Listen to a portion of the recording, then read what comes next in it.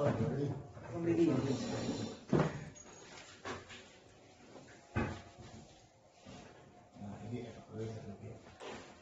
mulai. Pun.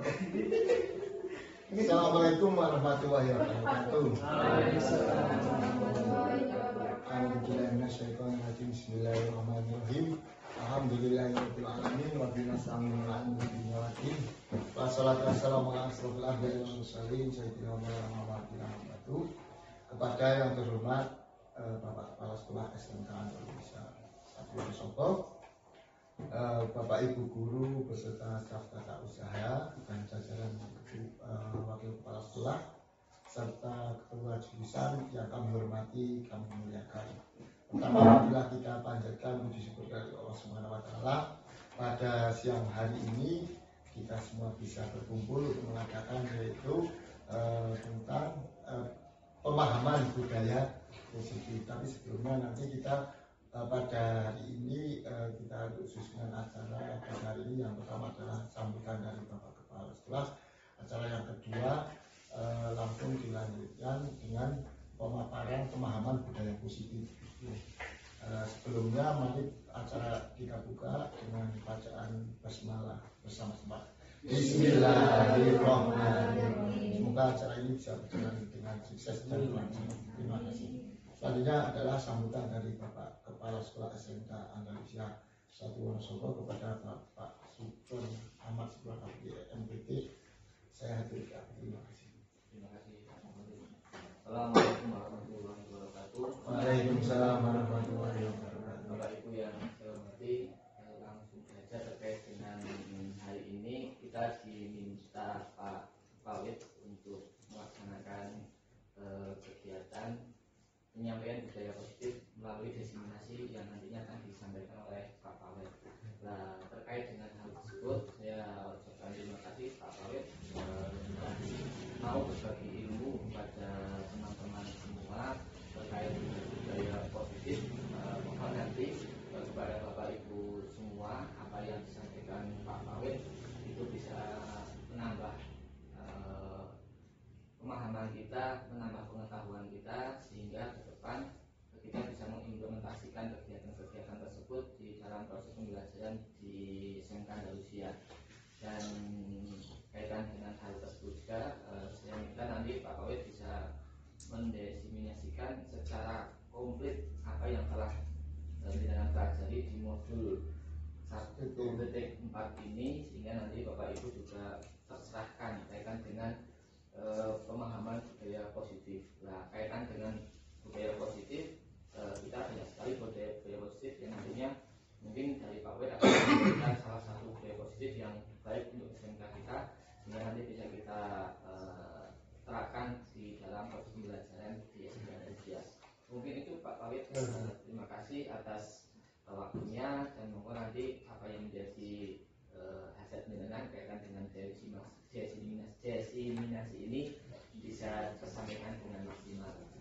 Terima kasih. Assalamualaikum warahmatullahi wabarakatuh. Waalaikumsalam warahmatullahi wabarakatuh. Terima kasih Pak Sugeng yang sudah memberikan arahan motivasi. Semoga bermanfaat dan lebih bermanfaat kepada kita semuanya. Langsung saja untuk hari ini langsung kami paparkan oleh saya sendiri untuk pemahaman budaya positif. Tentunya sebelumnya mungkin Bapak Ibu guru saya waktunya ya meluangkan waktunya seharusnya sudah pulang malahan masih di sekolahan dan bareng-bareng untuk kita belajar terkait dengan pemahaman budaya positif. Nah, ini untuk saya sendiri sudah melaksanakan tugasnya yaitu ya kira-kira ini pengalaman deh. Semoga nanti Bapak Ibu semua bisa menyusul kami untuk ikut guru penggerak deh. Karena menurut saya ketika ikut guru penggerak menurut saya luar biasa yang didapat Bapak Ibu. Pengalaman itu cukup luar biasa. Jadi yang tadinya saya itu udah ngajar hampir 14 tahun Pak Sekolah deh. Tapi ilmu yang saya dapatkan itu setelah saya mempelajari ini ternyata kekurangannya masih banyak sekali itu. Ya, jadi saya evaluasi dan merefleksi diri ya, tentunya nih Bapak Ibu guru ya, semoga nanti diangkatkan guru penggerak berikutnya seperti Bu Hidayati bisa lulus nggih Bu nggih, bisa lulus dan bisa melanjutkan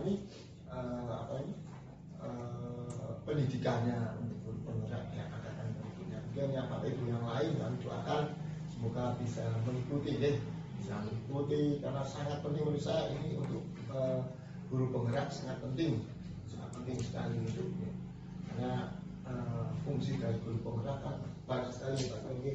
Jadi untuk peningkatan diri, kualitas kompetensi diri sendiri, kualitas kualitas otomatis kan ketika kompetensi kita nanti ada pengalaman, ada tambahan ilmu kan otomatis imbasnya nanti juga ke murid atau peserta didik seperti ini. Nah, yang akan saya jabarkan pada siang hari ini yaitu menyebarkan pemahaman budaya positif yang saya dapatkan, yang sudah saya dapatkan dari pendidikan guru penggerak. Tentunya masih kurang saya nanti apabila ada kekurangan yang mohon untuk nanti Pak Sutron ya. Pak Sutron nanti misalnya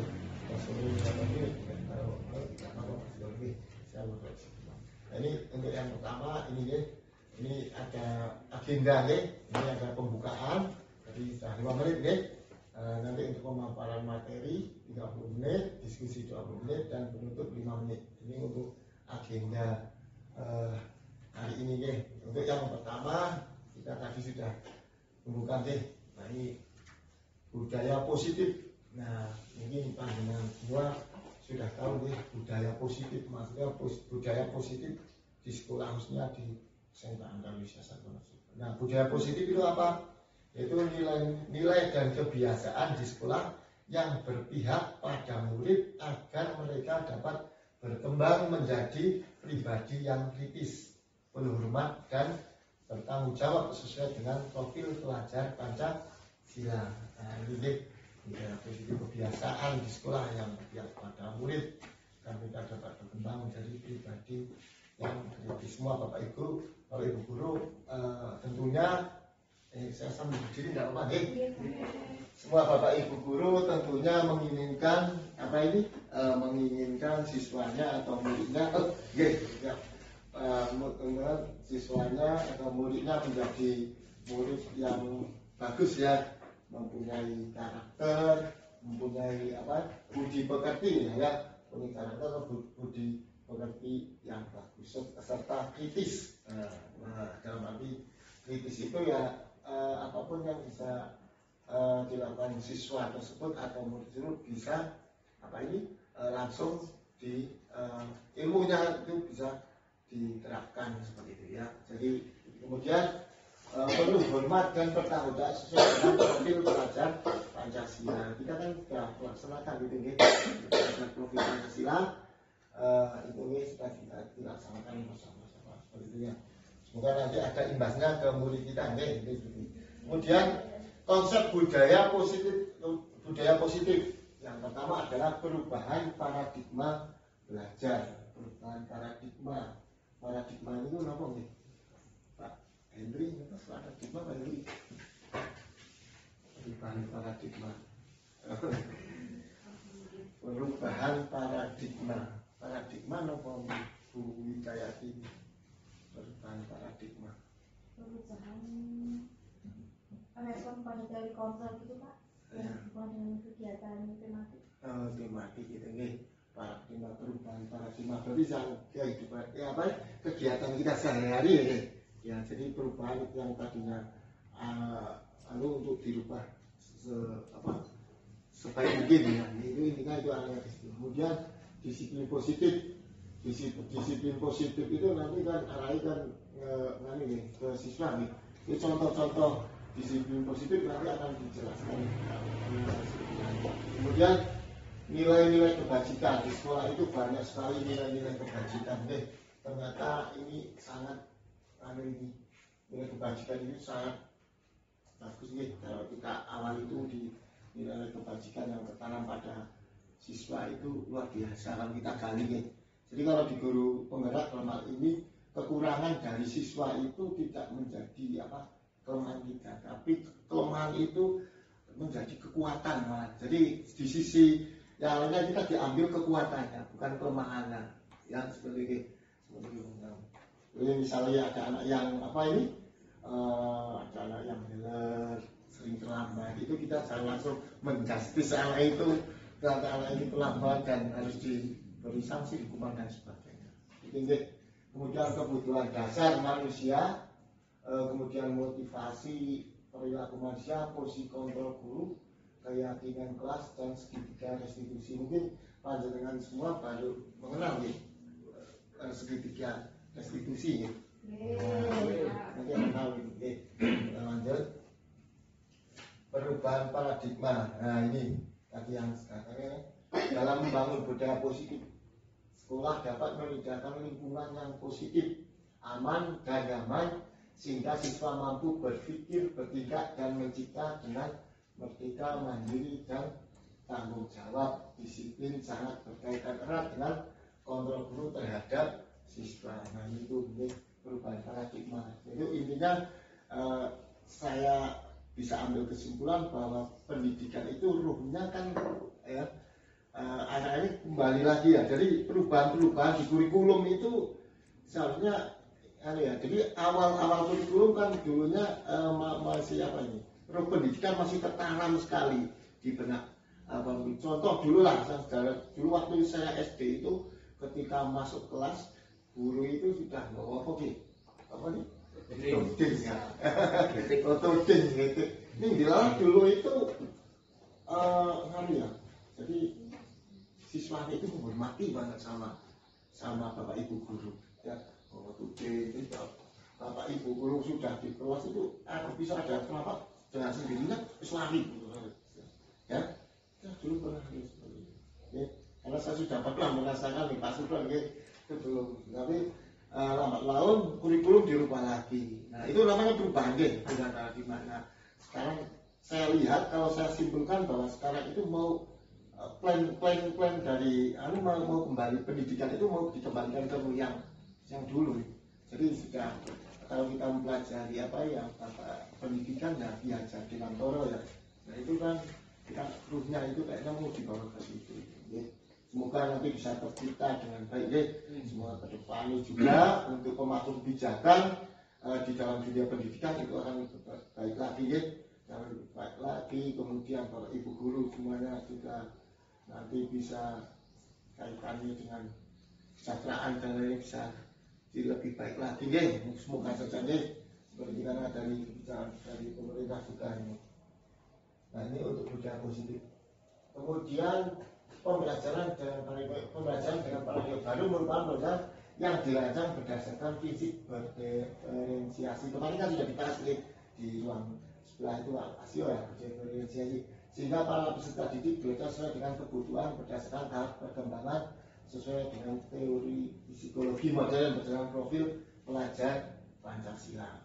Ini semuanya ada untuk yang untuk merubah paradigma baru yang tadinya istilahnya nanti kita akan menemukan lah dari diri kita yang sejumlah maksudnya seperti contoh Bu Ulfa ya ngajar produktif. Nanti kita akan ibu kalau misalnya ada anak yang beleng di kelas atau tidak memperhatikan jangan langsung menjelaskan wah tidak bisa dan sebagainya. Nanti kita akan tahu nanti. Jadi yang dinamakan bapak ibu guru kan harus yang pertama penuh sabaran dalam membimbing. Tentunya kan ingin menjadikan murid kita menjadi murid yang berhasil berhasil tidak hanya di dunia tapi di akhirat juga Yang berikutnya, nah ini budaya positif. Nah ini budaya positif lebih satu disiplin positif dan nilai kebajikan universal. Universal itu apa gini? Nah kita universal.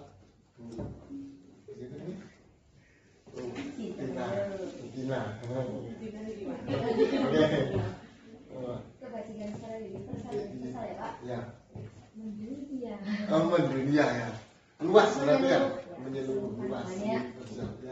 Kemudian nilai kebajikan secara luas atau universal. Kemudian yang kedua teori motivasi hukuman dan penghargaan restitusi. Nah ini Bapak Ibu.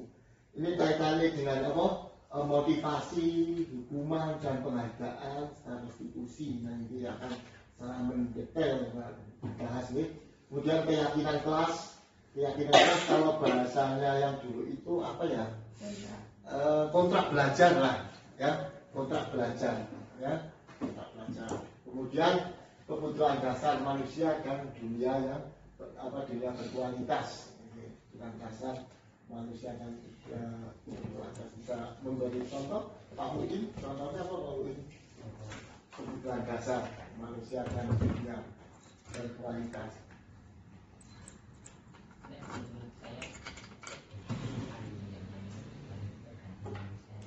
Oh ya.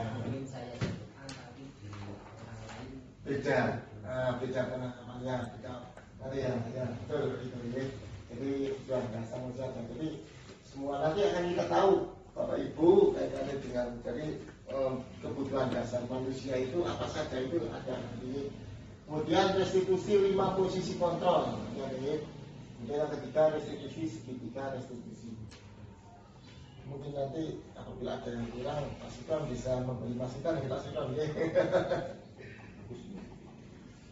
Kemudian budaya posisi kontrol. Nah ini disiplin sebagai bentuk kontrol diri agar dapat mencapai suatu tujuan mulia. Tujuan mulia di sini mengacu pada nilai kebajikan atau virtues yang universal. Tadi sudah disebutkan ya universal. Jadi semuanya ini. Kemudian yang kedua 3 motivasi perilaku disiplin dalam bentuk konsekuensi dan disiplin dalam bentuk restitusi. Dihukum oleh penghargaan. Restitusi sebuah pendekatan untuk menciptakan disiplin positif. Kemudian yang ketiga, mengapa keyakinan kelas bukan peraturan kelas? Nah ini keyakinan kelas bukan peraturan kelas. Tahapan menciptakan program kebajikan, pembentukan keyakinan sekolah atau kelas, prosedur pembentukannya, kegiatan penjalanan. Yang berikutnya 5 kebutuhan dasar umum dan universal itu apa ini bertahan hidup, kasih sayang. Nah ini tadi ya dan dasarnya penguasaan gambaran representasi dari semua yang diinginkan. Jadi manusia kan cara ini kan manusiawi ya.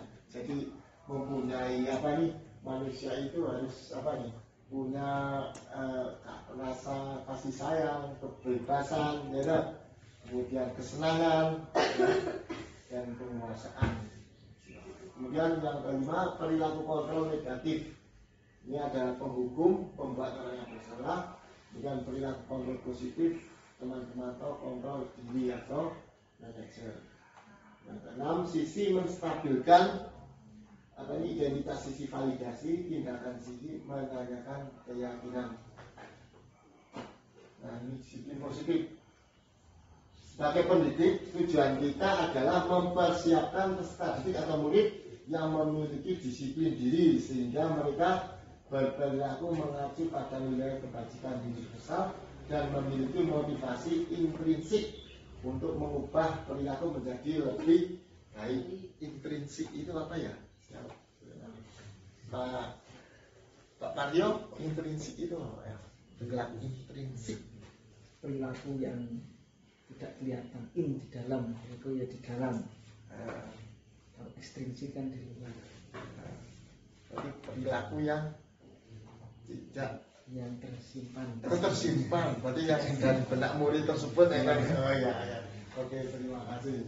Ini disiplin positif. Jadi apapun yang menjadi, ya makanya tadi saya awal bilang. Jadi ketika menjadi anak dia jangan langsung anak kata-kata wah oke dia bodoh teman. Nah ini contoh lah ya. Oh jangan langsung. Jadi di yang itu mungkin anak tersebut sering bergurau di kelas, sering tidak melatih terang, mungkin ada sisi tertentu apa dia latar belakangnya ada apa dan sebagainya kita perlu digali lah seperti itu. Mungkin ada kelebihannya dari anak tersebut misalnya di dalamnya itu yang belum kelihatan gitu Pak.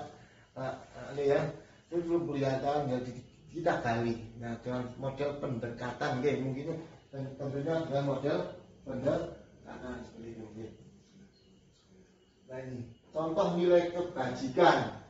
Nilai kebajikan pada profil pelajar Pancasila yang pertama mestinya bertakwa kepada Tuhan Yang Mbak Esa ya, seperti sila pertama Pancasila ya, itu lebih beriman dan bertakwa kepada Tuhan Yang Maha Esa.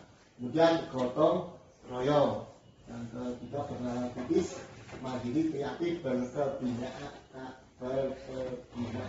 salah nulisnya itu, berkebinaan besar nulisnya salah itu ya, berkebinaan global. Jadi itu deh, itu nulisnya salah tadi, cukup benar ya. Ini untuk kali ya. Kalau saya lihat visi misi Indonesia itu menurut saya sudah bagus ya. Visi misi ini masih Pak Henry, visi Indonesia atau Pak Henry? Yang pertama membuat peserta didik berakhlak mulia, kemudian berkompeten, bisa bersaing secara global. Selama ini insya Allah saya masih ingat deh untuk visi saya yang ingat itu visinya. Jadi visi Andalusia itu yang pertama unggul dalam skill, fasih berbahasa asing, dan berakhlak mulia. Dulu berakhlakul karimah deh, sekarang berakhlak mulia. Karena berakhlak mulia itu contohnya nanti ke akhlak yang ini itu deh, sekedar mengingatkan aja kepada Bapak Ibu semuanya. Visi SMK Andalusia itu unggul dalam skill, fasih berbahasa asing, dan berakhlak mulia. Nah itu sangat bagus menurut saya visinya ya. Unggul dalam skill itu artinya keterampilan ya. Jadi unggul dalam segi keterampilan, baik itu di kompetensi TSM, kompetensi RPL, kompetensi akuntansi, keuangan lembaga itu ya. Jadi fasih berbahasa asing, kebetulan di SMK Andalusia itu sudah ada 5 bahasa ya lebih ya. Kalau kita hitung ada internal kurikulum bahasa Indonesia, nah 5 itu sudah ada 5 itu kan sudah mempunyai aset yang luar biasa Indonesia. Jadi bisa mewujudkan visi arah ke depan. Jadi unggul dalam skill, fasih berbahasa asing, kita sudah punya modal. Unggul skill kita sudah punya modal. RPL, TSM, dan nanti sudah kerjasama dengan pihak industri semuanya, alat-alatnya sudah lengkap, itu akan yang betul.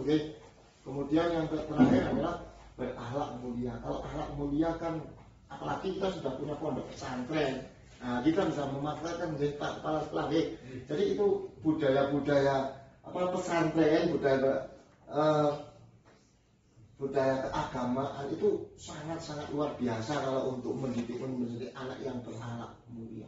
Bahkan kemarin saya waktu rukul diskusi dengan bahwa sekarang itu SD negeri itu banyak yang sudah semacam dulu kan ada doa bersama dan sebagainya. Sekarang sudah yang di negeri-negeri itu sudah mulai seperti itu Pak Menteri. Nah, itu diskusi masalah itu ternyata yang paling baik itu malah dari lingkungan pesantren itu nanti. Karena itu membentuk karakter anak muda. Jadi Bapak Ibu guru semua nanti bisa menganak anak ya. Jadi yang luar biasa ini malah dari pesantren. Makanya nanti ya saya hanya memberi masukan saja, tidak apalah nanti untuk budaya pesantrennya sambil ditingkatkan lagi lah dalam arti contoh yang sederhana saja ya. Tapi kalau doa pagi itu sudah bagus menurut saya, luar biasa. Kayak saya pas sholat zuhur berjamaah itu menerapnya kayak magnet luar biasa itu Bapak Ibu guru ya.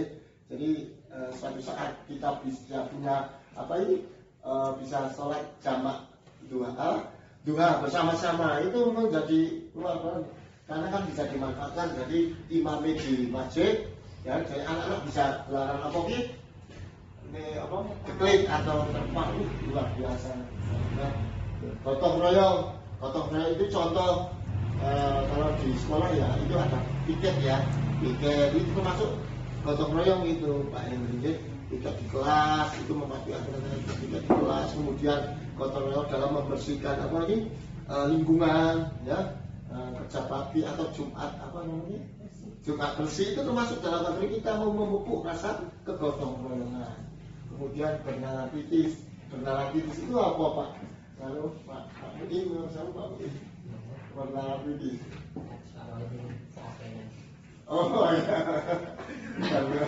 pernah kritis ya, kita lebih kritis ya terhadap situasi dan kondisi baik itu di lingkungan sekolah, misalnya jadi anak bisa lah intinya kondisi, tahu real kondisi, jadi bapak ibu guru di kelas bisa mengetahui siswanya yang sakit dan sebagainya, itu termasuk berarti atau siswa nanti bisa berarti kalau di kita mengembangkan supaya anak itu bisa bertanya saat pembelajaran gitu, diparingi itu semacam motivasi diparingi itu namanya stimulus, diparingi stimulus atau terhibur. Jadi anak yang sudah mendengar yang di sini ya, kamu bisa ini itu sudah bagus dan bisa kemudian mandiri itu apa mandiri?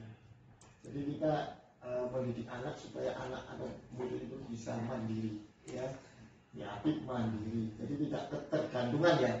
Jadi tidak ketergantungan dengan yang lain. Karena besok kita kan sebagai anak murid kita besok di SMK itu nanti hubungannya dengan ada yang di dunia kerja, ada yang di wira swasta. Itu kan berpihak nanti supaya bisa hidup mandiri, tidak ketergantungan, kreatif. Kreatif itu bisa mengembangkan kalau bapak ibu guru ya bisa mengembangkan proses dalam proses pembelajaran, itu menggunakan saya punya Pak Supran itu jadi pengembangan anak itu pengembangan bapak ibu guru itu dalam model pembelajarannya lewat yang sudah melalui yang sudah bagus-bagus yang sekarang saat dulu waktu online itu namanya seperti Google Sheet itu ya, itu kan apalagi ya. Nah, Classroom itu bagus sekali ya, Pak Taryo itu dulu kayaknya sudah mengembangkan itu ya, malah Pak Wali ketinggalan gitu.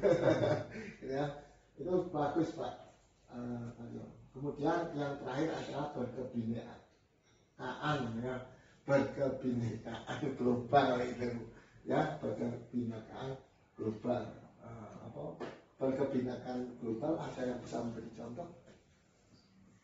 Siapa ya? Belum Pak Rozak.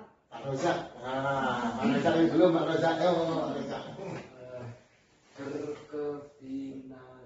Berkebinekaan berkebinekaan global. Kalau menurut saya berkebinekaan global itu yang jelas arahnya lebih ke punya rasa respect terhadap perbedaan. Perbedaan. Jadi siswa timbul rasa menghargai temannya, contohnya atau siapapun yang latar belakang atau fisik ataupun non fisiknya tidak sama dengan seperti itu. Mungkin kata sendiri. Jadi tidak ada saling merendahkan seperti itu seperti itu. Sesuai dengan apa yang menjadi dalam diri anak tersebut ya tadi. Jadi semua yang berbeda ini mesti ada sisi positifnya masing-masing. Mungkin seperti itu. Bisa memberi contoh? Contohnya, misalkan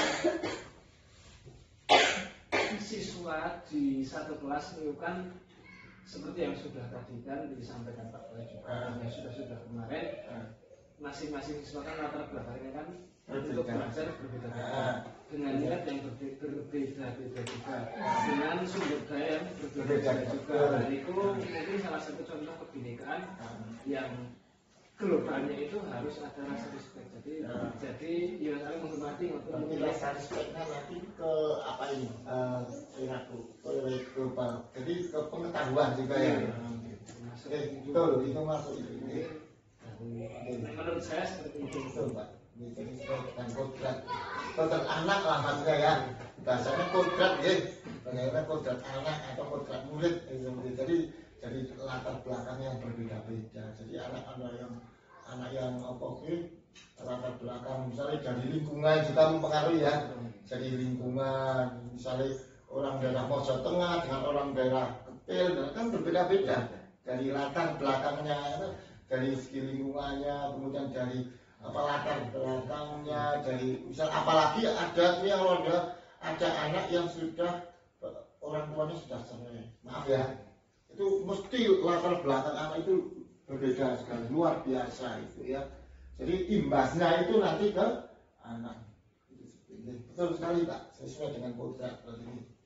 Kebutuhan dasar manusia. Kebutuhan dasar adalah sebuah bentuk yang kita lakukan untuk mendapatkan apa yang kita inginkan. Segala tindakan yang kita lakukan untuk memiliki tujuan tertentu, dan semua usaha baik yang kita lakukan adalah dalam rangka kebutuhan dasar kita terpenuhi. Apa saja kebutuhan dasar tersebut? Ini yang pertama bertahan hidup, ya. Kebutuhan dasar yang benar adalah bertahan hidup. Contohnya apa? Makanan, pakaian, tempat tinggal, keamanan, kesehatan. Jadi kita manusia itu memiliki ini. Jadi kebutuhan dasar manusia itu, ya, mau bertahan hidup, ya. Orang paham ya, meninggal gitu ya, berpakaian, ya. Ya, itu sebuah tempat tinggal, keamanan, kesehatan. Nah, kita sakit kan dirawat ya, kan masa nggak dirawat ya, ya. Kemudian yang kedua, kasih sayang dan diterima. Kasih sayang, manusia itu perlu namanya kasih sayang, ya. Itu perlu kasih sayang.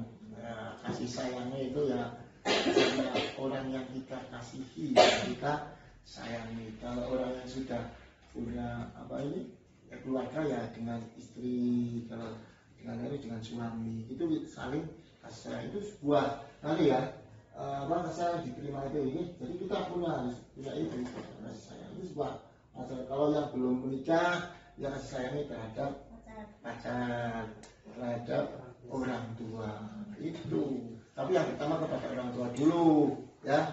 Orang tua, kasih sayang kepada orang tua. Kemudian yang kedua adalah pacar. Jadi saling supaya bahasanya romantis gitu loh. Bahasa saya itu romantis. Sorry guys, bahasa romantis tak suka.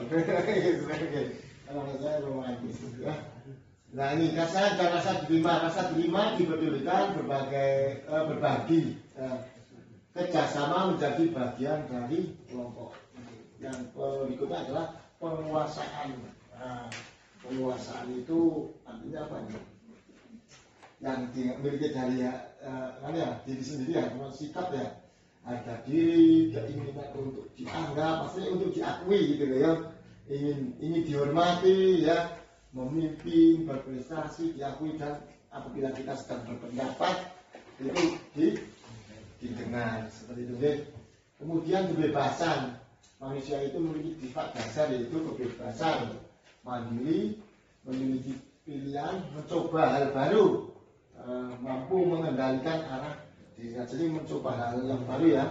Bahasanya cara baru ya, kreatif, inovatif, inovatif ya, itu maksudnya kreatif dan inovatif. Nah, semua yang kita punya, apa yang menjadi kelebihan kita, kekurangan kita, nggak usah dibuat ya. Jadi itu milik dari diri sendiri ya.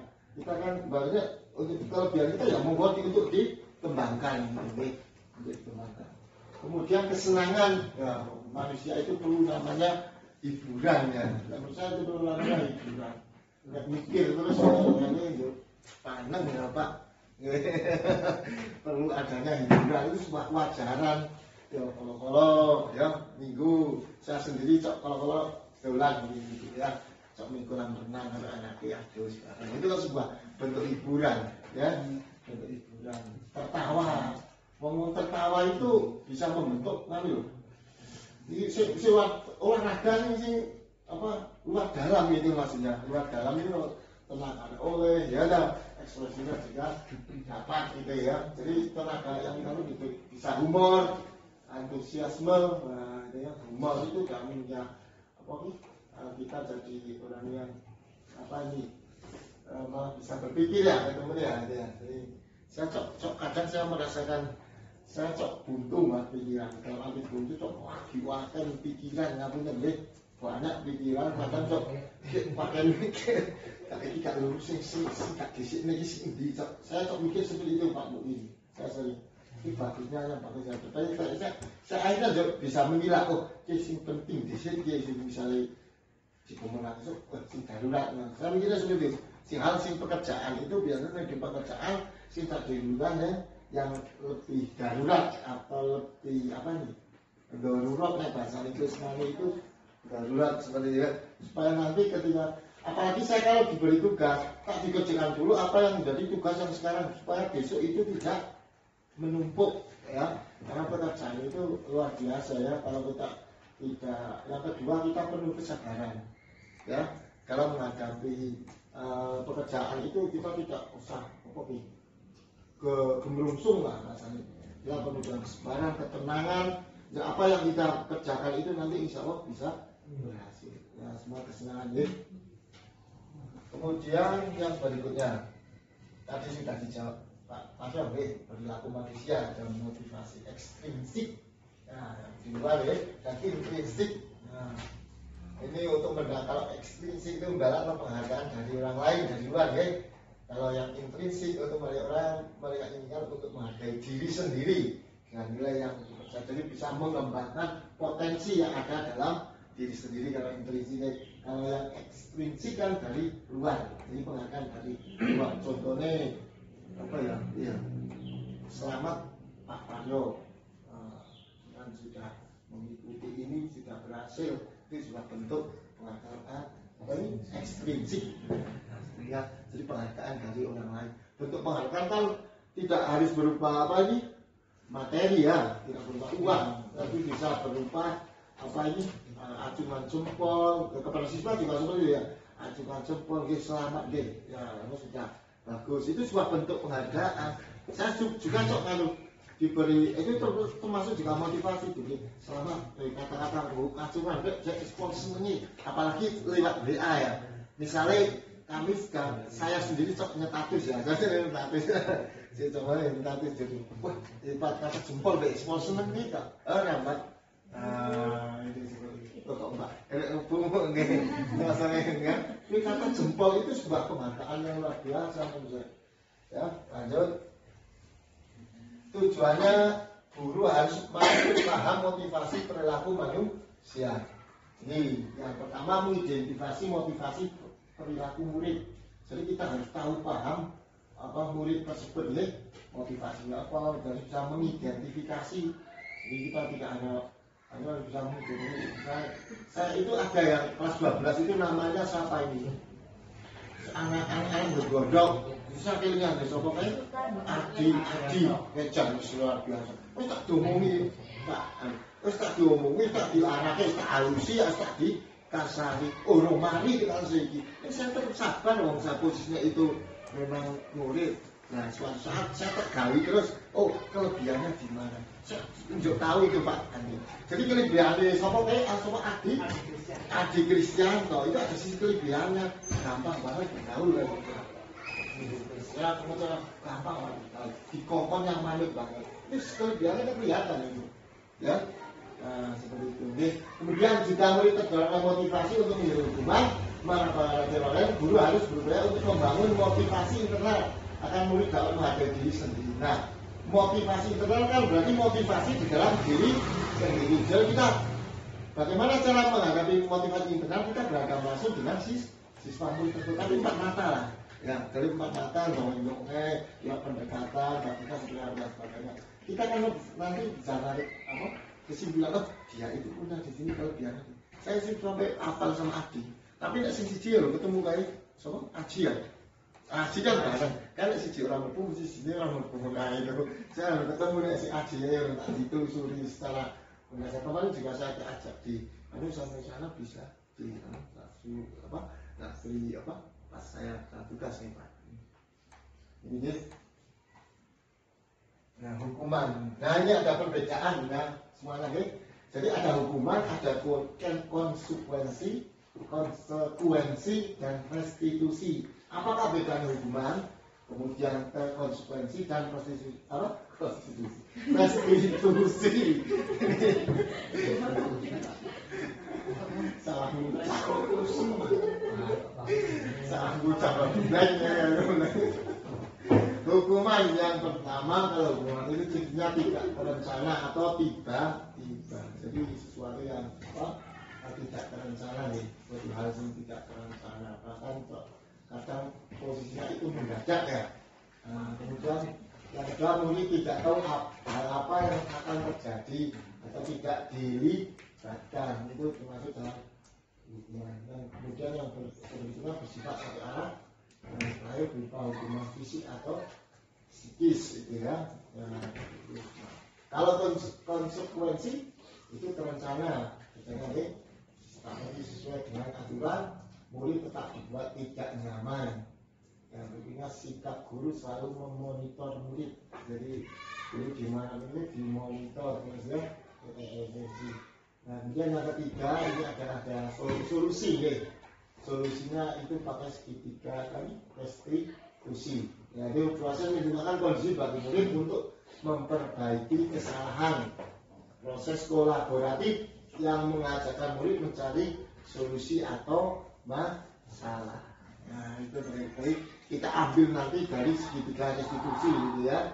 Jadi jangan ajarkan di yang saya dapat ilmu yang dari guru penggerak itu yang ada paling dulu di segitiga restitusi nanti ada. Jadi segitiga ini ada 3 poin yang nanti kita akan kasih. Yang pertama menciptakan kondisi bagi murid yang itu perbedaan antara hukuman, konsekuensi, dan restitusi, gitu ya. Nah ini 5 kontrol guru, ini ya penghukum. Yang pertama kalimat yang disampaikan seperti contoh, patuhi aturan saya atau awas. Ya, biasanya itu ya. Awas kamu selalu saja salah. Jadi kan langsung to the point ke anak tersebut. Jadi menyalahkan nggak salah ini patuhi aturan. Nah, ya. Kemudian 2 membuat merasa bersalah. Kalimat yang sering disampaikan, Bapak sangat kecewa sekali sama kamu. Berapa kali Bapak harus memberitahu kamu? Itu membuat merasa bersalah. Kemudian yang ketiga, teman. Ini ada kalimat, contoh kalimat, ayo bantulah demi Bapak, ya. Ayo agar ingat tidak bantuan Bapak selama ini. Ingat tidak bantuan Bapak selama ini. Jadi ini kita mengharap banget ya, ngungkit lah bahasanya seperti ya, sebenarnya. Kemudian yang keempat, pemantau. Peraturannya apa yang harus kamu lakukan, sanksi atau konsekuensinya apa.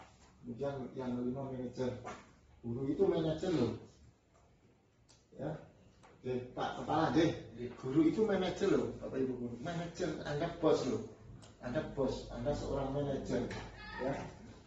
Pak Rosa, Pak Henry, Bu Eva itu bos atau manajer. Manajer dalam arti di manajer pembelajaran, bos pembelajaran. Bahasanya sih gue karyawan siswa-siswa itu, ya kan? Karyawan mau dibawa kemana, ada hasilnya nanti outputnya. Jadi di sekolah termasuk di sekolah itu termasuk pabrik atau perusahaan ya. Dan perusahaan tapi membentuk karakter atau akhlak siswa yang tadinya kurang bagus, yang tidak kurang bagus dijadikan lebih bagus. Jadi menuntun lah, kita menuntun, mengarahkan, mendidik itu tugas seorang guru. Nah itu seperti ini. Jadi kalau di sekolah itu ibaratkan kayak pabrik sepeda motor ya, nanti membuat atau merakit sepeda motor terdiri dari beberapa bagian menjadi satu bagian dan nanti sesuai dengan hasil. Oke. Kemudian contoh implementasi ini contoh implementasi penghukum. Ini contoh hormat kepada bendera selama 1 jam. Biasanya ini saat ini contoh aja ya, ini hormat kepada bendera selama 1 jam. Berarti anak ketika terlambat atau disuruh hormat selama 1 jam. Ini posisinya penghukum ini Pak. Posisinya. Kemudian yang kedua, berapa pembuat merasa bersalah. Berapa kali Bapak harus memberitahu kamu selalu mengecewakan Bapak guru, ya, Bapak atau Ibu guru gitu ya. Ya. Kemudian kalau teman, biasanya kalau milih ayo dong ikuti aturan sekolah. Ini kan semacam mana ya? Tolong bantu Bapak ya, sekali saja ya, sudah tidak apa-apa. Lain kali jangan diulang lagi ya. Itu bentuk rasa kontrol dulu pada posisi teman. Kemudian yang keempat, memantau. Kamu sudah melanggar peraturan sekolah. Kamu tahu konsekuensinya apa. Nanti setelah upacara kamu beli atribut ke koperasi sekolah dan jangan ulangi lagi perbuatan ini. Sudah lumayan bagus ini. Jadi sudah ada solusi, ya kan? Jadi kita sebagai pemantau sudah ada solusi. Kemudian terakhir manajer, apakah kamu tahu kesalahanmu? Bagaimana kira-kira kamu akan memperbaiki kesalahanmu? Ya, jadi kan dan supaya ini anak tersebut itu bisa berubah lah. Nah, kita membangun ini ngerti orang kesalahan ini. Nah itu bahasanya seperti itu. Jadi menjawabkan bagaimana kira-kira kamu akan memperbaiki kesalahan tersebut. Itu sebuah untuk posisi kita sebagai manajer, ya seperti itu. Kemudian keyakinan kelas. Nah, keyakinan kelas ini sudah masuk keyakinan kelas, tapi juga ya.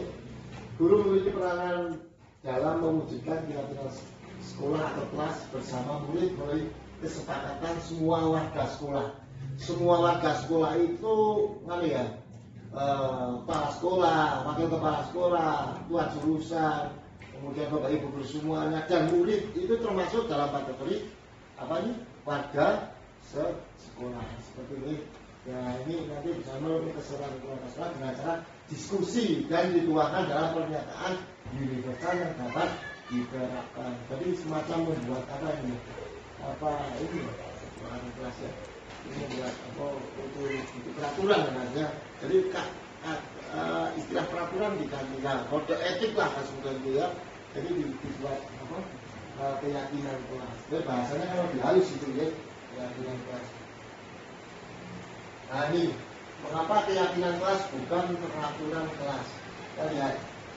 Mengapa keyakinan kelas bukan peraturan kelas? Karena kalau peraturan kelas biasanya terbit tanpa persetujuan pihak objek atau murid yang harus melaksanakan. Jadi tidak ada kesepakatan tadi ya.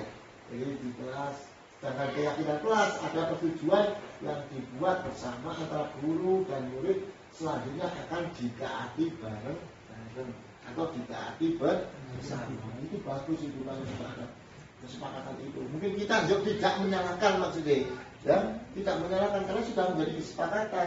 Itu sebenarnya kan pada saat kita sedang musyawarah Pak ini, ya. Pada saat kita sedang musyawarah di itu kampung, di kan kita sudah ada kesepakatan bersama, aturan mainnya sudah kita usul, seluruh juga. Ya itu saya usul, berarti saya harus menaati. Nah itu bedanya keyakinan kelas dengan peraturan kelas. Kalau peraturan kelas kan biasanya kok langsung wali kelas buat aturan jadi ya ditulis ini keyakinan ini masuk jam 15 menit sebelum mengambil dan siswa kan nggak ada masalah. Dan kalau kita buat keyakinan kelas, kita buat yang jelas siapa yang mau usul apa saja yang nanti kita akan laksanakan selama kita pembelajaran misalnya 1 semester. Pak saya usul Pak misalnya ini untuk masuk ini maksimal 10 menit sebelum pembelajaran dimulai. Insya Allah nanti anak tersebut akan karena usulnya pendapat dari anak itu sendiri seperti itu. Kemudian yang berikutnya penentukan keyakinan kelas. Nah ini keyakinan kelas bersifat abstrak daripada peraturan lebih rinci dan konkret. Yang kedua berupa pernyataan universal dibuat dalam pernyataan positif saja akan mudah diingat. Seperti ini semua kelas. Nah ini contoh keyakinan kelas ini. Ini sebuah contoh. Dilarang mengganggu orang lain saat pembelajaran. Selalu kembalikan buku pada tempatnya. Dilarang melakukan kekerasan. Ini usul dari siswa ini. Budayakan antri atau menunggu giliran. Jangan berlarian atau bergurau di kelas. Nanti kita akan mengambil hasilnya apa? Jadi hadir di sekolah 15 menit sebelum pembelajaran dimulai itu sudah mempunyai nilai kebajikan apa? Komitmen. Kemudian yang kedua, dilarang mengganggu orang lain saat pembelajaran, menghormati, menghargai diri sendiri. Ya. Kemudian dilarang menggunakan kekerasan. Melakukan kekerasan itu bentuk apa? Nilai kebajikannya apa ini? Keselamatan. Selalu kembalikan buku pada tempatnya, itu tanggung jawab. Itu seperti. Kemudian budayakan antri atau menunjukkan itu nilai kebajikannya apa? Kesabaran. Jangan berlarian di kelas, itu bentuk nilai kebajikan adalah keselamatan. Insya Allah nanti kita semua kalau kita bersama-sama ini saya bagus itu nanti.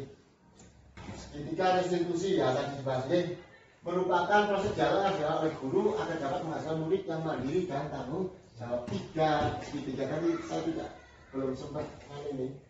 Sudah menurut gambar institusi lagi, cuma kalimatnya saja ini. Satu, menstabilkan identitas. Yang kedua, validasi tindakan yang salah. Yang ketiga, menanyakan keyakinan. Ini kalau kita jalankan luar biasa Bapak Ibu guru.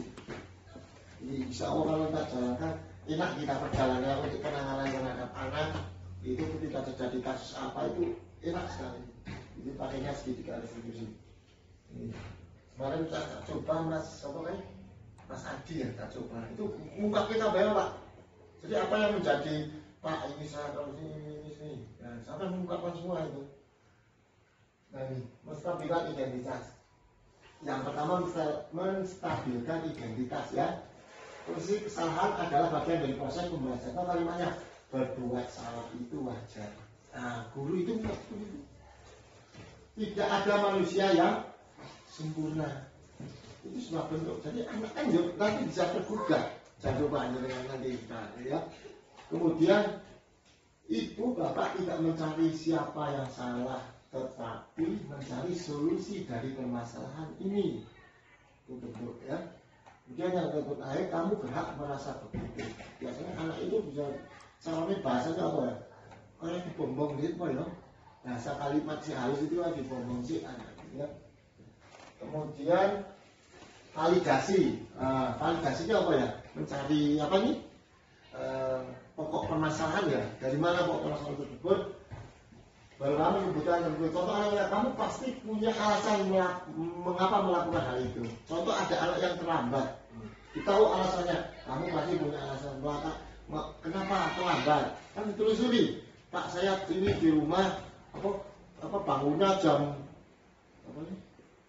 jam 6.30 sampai sini sudah mandi dan sebagainya, berangkatnya jam 6.45 misal, sampai sini sudah terlambat. Itu ditelusuri semuanya ya. Ya, kamu pasti akan punya alasannya ditanya itu. Kemudian setelah ditanya itu biasanya langsung diberikan ya. Kok bagaimana BPE caranya bangunnya orang kesiangan.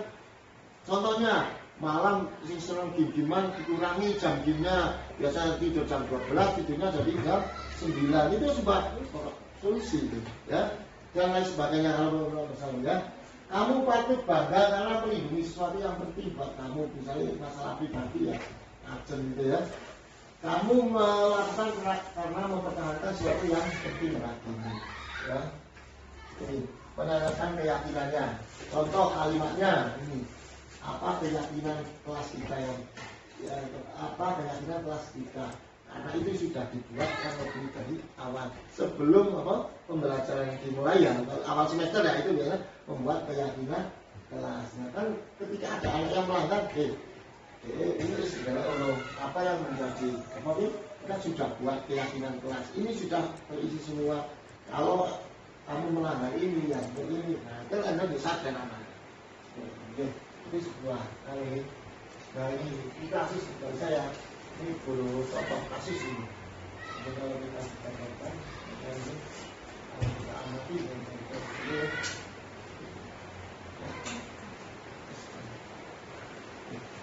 nah ini ada contoh kasus. Nah, kita sekarang ini kita bisa kasus apa Bapak Ibu bisa kembali dulu contoh atau apa kasus mungkin kita bisa selesaikan bareng-bareng. Monggo kalau ada kita diskusi dengan kita mungkin kasus langsung itu pokoknya implementasi anak aja dulu.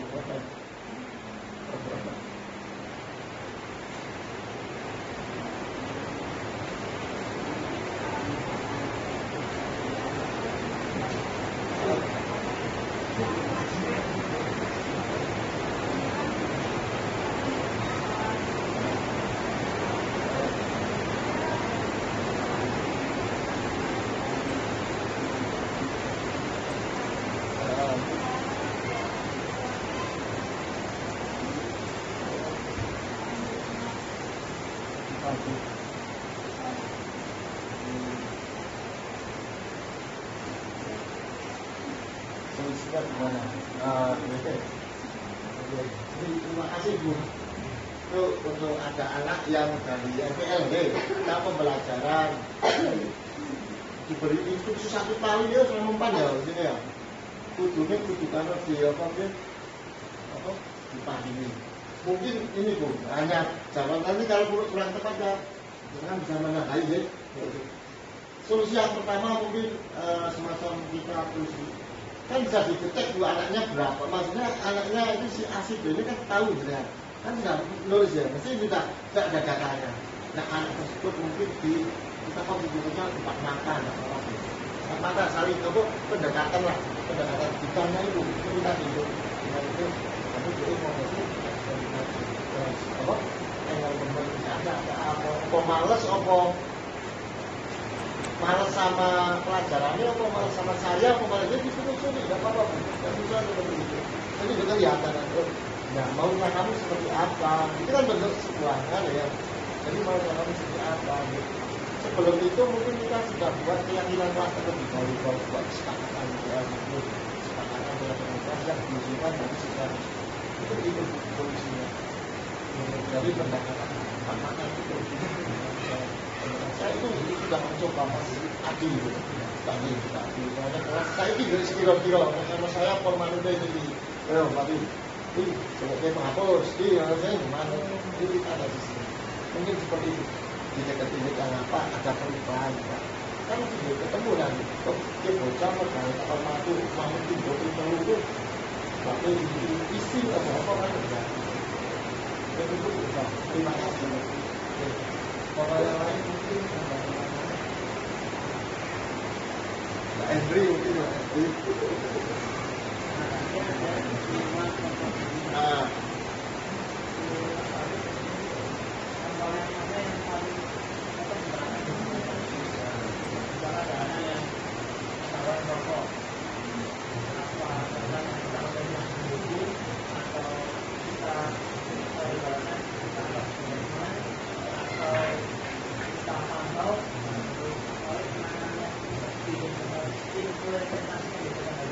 Kita harus pantau, tapi kita setelah kita pantau, kan kita punya datanya Pak. Oh masih masih rokok, ya. Tapi bentuk rokok itu harus kita buktikan juga dengan alat bentuk rokok, baik itu putungan rokok apa ini, kedesan, ini dibuktikan dulu. Itu dipantau dulu, ditanggapi. Setelah itu berbukti, lalu kita ditanggung. Ini Pak maunya nah, makanya gini saya hanya memberi masukan saja saya baru ilmu ini ya maksudnya dia lagi mungkin kalau nanti bisa kita masalah bareng-bareng lah andalusia mungkin dibutuhkan kesepakatan kelas atau keyakinan kelas itu luar biasa ini akan merubah semuanya insya Allah kurikulum ya. Kita perlahan nanti kita diawali dari hal yang sederhana dulu lah. Kita mengubah anak karena apa? Produk kita kan anak. Dalam arti gini, kadang kita sencok menjengkelkan, tapi ya anak. Kita mengubah anak wong loh, saya tidak langsung. Tapi kita punya tanggung jawab tinggi. Yang kepala deh. Jadi supaya anak itu nanti bisa menjadi anak yang berhasil intinya. Nah kita nanti anak jadi kita anak berhasil, mungkin itu Pak. Kita harus dipantau dulu, punya bukti itu nanti setelah itu lah perlu diaksesikan. Tapi sebelumnya kita bareng-bareng nanti untuk Anda juga ada keyakinan kelas ini penting menurut saya, dibuat semacam keyakinan kelas, tidak punya langsung kita memutuskan ya ini, tapi kita punya keyakinan kelas. Kan beda dari peraturan dan keyakinan kelas. Dan itu tadi, misalnya kemampuan dulu sampai mau yang lain.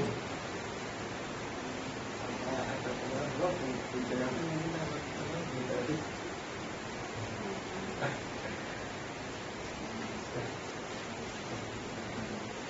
mungkin itu dulu ya, karena ini sudah ini itu dulu. Mungkin dari kegiatan ini ada semacam refleksi ya, karena kegiatan satu ada faktanya, kemudian masalahnya, temuan masa depan atau tidak lanjut seperti apa. Maka satu dulu untuk apa ini? Membeberkan deh untuk refleksi itu Pak.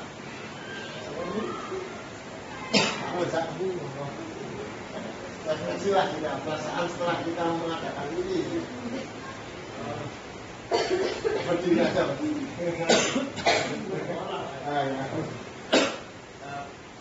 Perasaan setelah mengikuti valisinasi dari pegawai di bulan 11, saya berterima kasih kepada pegawai dapat bulan 11 ini namanya itu sedikit dapat ilmu yang insya Allah mungkin bermanfaat. Belum tahu sudah kapan bermanfaat. Insya Allah mungkin bermanfaat. Kemudian yang kedua yang jelas ada sedikit peran dari 1, 2, 3 contoh-contoh kasus yang mungkin saya tanyakan Pak. Jadi dan tadi kan yang mungkin juga saya merasakan ada yang sama. Ternyata seperti itu masyarakat tidak tahu. Terus ini dari proyek-proyek ini, terima kasih sekali diizinkan untuk kegiatan ini dan semoga selanjutnya bisa berjalan lancar. Amin. Jadi kita untuk kemajuan selanjutnya ya Pak. Ya ini terima kasih Pak Ustaz. Ini sudah refleksi ini. Terima kasih sekali. Saya aturkan banyak terima kasih kepada Bapak Kepala Sekolah Pak Kepala yang sudah memberi waktu. Semoga kepada Bapak Ibu guru juga yang sudah mengajarkan sudah pulang, sampai bisa minggu. Semoga ada ilmu manfaat dan barokah yang nantinya bisa anaknya bisa ke anak kita lah ya. Nanti sudah murid peserta didik di SMK Andalusia khususnya nanti tahunnya sampai ke alumni kita nanti bisa terserah semua. Karena yang utama nanti di perusahaan atau di wira swasta kita kan akhlak ya, skill dan akhlak ini sudah sesuai dengan visi kita ya Indonesia. Mungkin itu dulu dari saya. Kurang lebihnya minta maaf, ada kekurangan dan semuanya. Sebenarnya saya minta maaf sekali. Wassalamualaikum warahmatullahi wabarakatuh.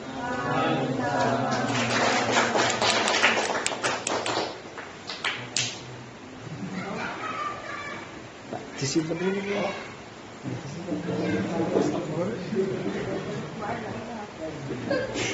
Sejam.